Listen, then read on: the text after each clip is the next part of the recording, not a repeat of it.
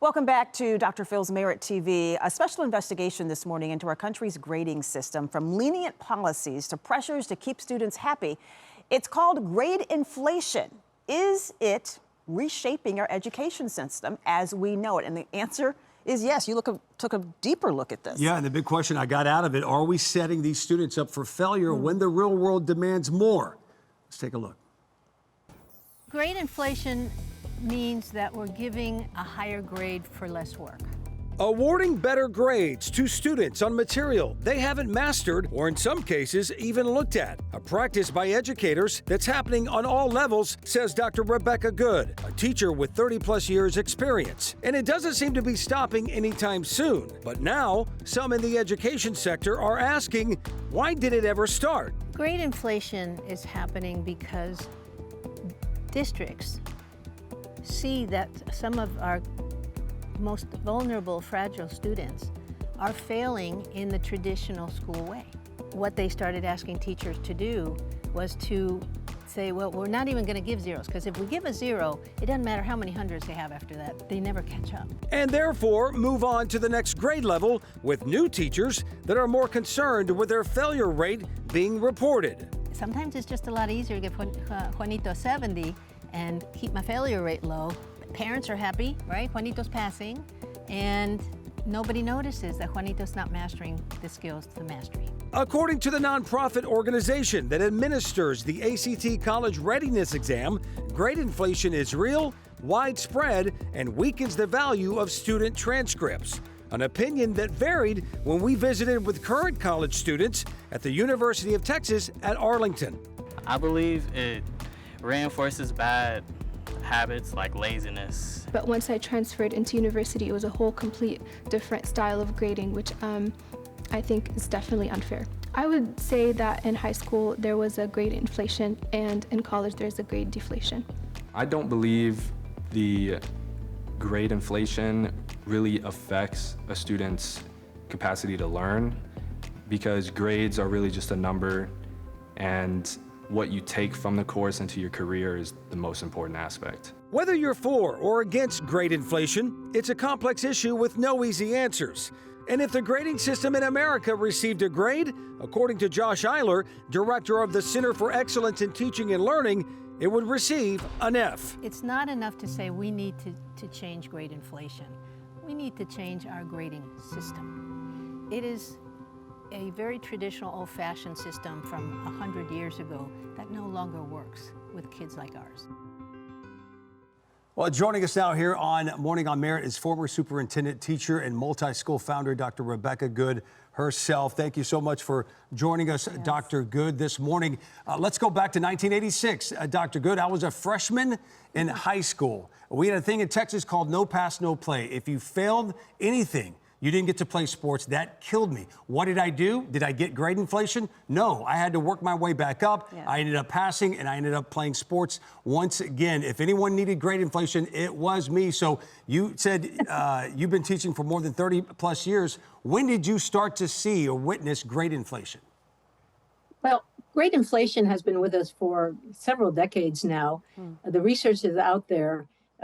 In high schools, in colleges. Matter of fact, I found this particularly interesting. A Yale professor found that the share of A's given to Yale students increased 67% in 2010, 73% in 2019, to 79% in 2023. And here's another one. Harvard in 2021 school year gave 80% A's to their students. Wow. Now, it used to be that C's was the norm. That was an acceptable grade, but that is not acceptable for us anymore, is it? Our parents expect A's or maybe B's if they know their student, but certainly C is the floor, where it used to be halfway up the ceiling. So lots has changed in society since, well, just it has. And so our grading system has not kept up. Our school system has not kept up. We need to have a better grading system. You know, that professor gave it an F. He gave it an F because it doesn't work with kids like ours anymore. We now have kids from other parts of the world. We recognize their disabilities. We want to work with their disabilities, but we want to grade them in a traditional way with those disabilities. Yeah. And so that doesn't make sense.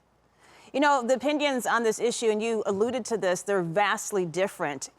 In your opinion, can we find some middle ground on this matter, at least a middle ground that can be implemented sooner rather than later? Because clearly our children are not benefiting from this current system.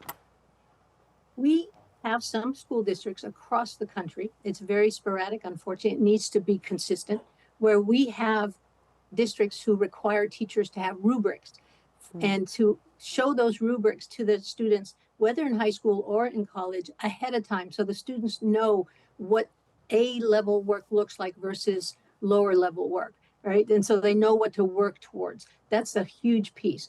Faculty collaboration, where faculty brings student work together and they look at the grading practices and they see what an A paper should really look like. Mrs. Smith, a longtime teacher, if she gives an A, it's because the students have reached this level of mastery versus the first or second year teacher who now sees Mrs. Smith's student work and says, oh, I've been grading too low.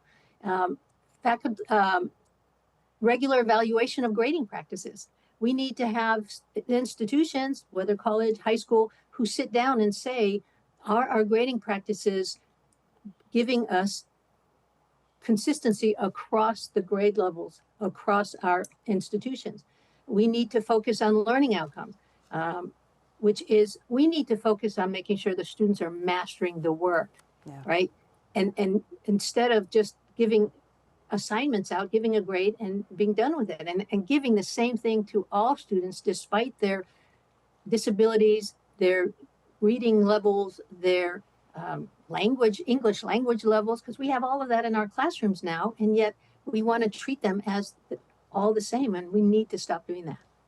Dr. Good, coming up in a couple of weeks, a new administration is going to be handling the Department of Education. In 2 sentences or less, 10 seconds or less, what would you say to them? What's the charge for our new Department of Education?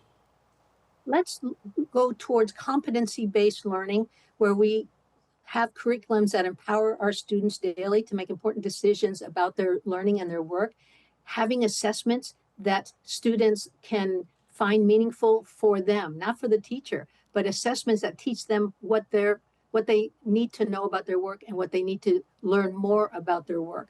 We need to have students progressing on the evidence of mastery and not seat time. Right. All of that competency-based education for our whole country. Okay. Wow, critical conversation. This has been great. Thank you so much for joining us this morning. Loved the insight. Thank you. Thank you.